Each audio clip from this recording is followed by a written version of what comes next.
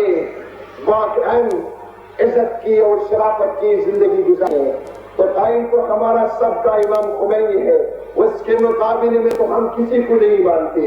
اگر کوئی اٹھے گا بھی وہ اپنے کو خوار و ذلیل کرے گا، رسوا و شرمندہ کرے گا، لیکن ہم اور آپ کو سب کو متحد ہو کر امام خمینی کے خط پر جانا چاہیے۔ امام خمینی کا خط کیا ہے؟ امام خمینی کا خط یہ ہے کہ تم اختلافات کو چھوڑ دو، سنی شیعہ کے اختلافات کو مجالس عمومی میں خصوصی میں مت لاؤ۔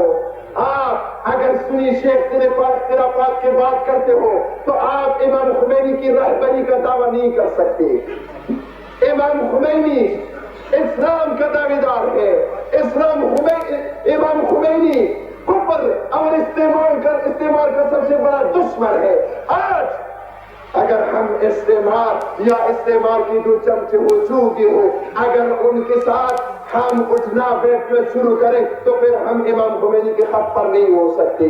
لذا ہمیں پاکستان میں صحیح معنوں میں امام خمینی کے خط پر چلنا چاہیے۔ امام خمینی کا خط قرآن کا حق ہے، اسلام کا حق ہے، اتحاد بین المسلمین کا حق ہے، نہ اختلاف کا۔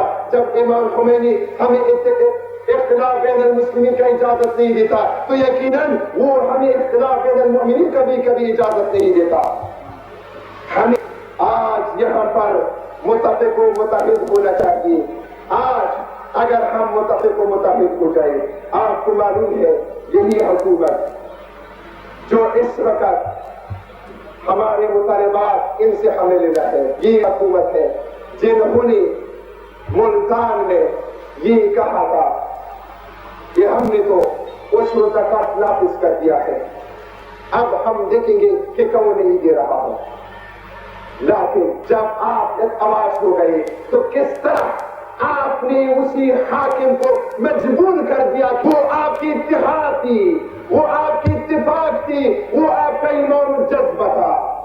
آج بھی ہمیں اسی اتفاق و اتحاد، اسی ایمان اور ولولے کی ضرورت ہے۔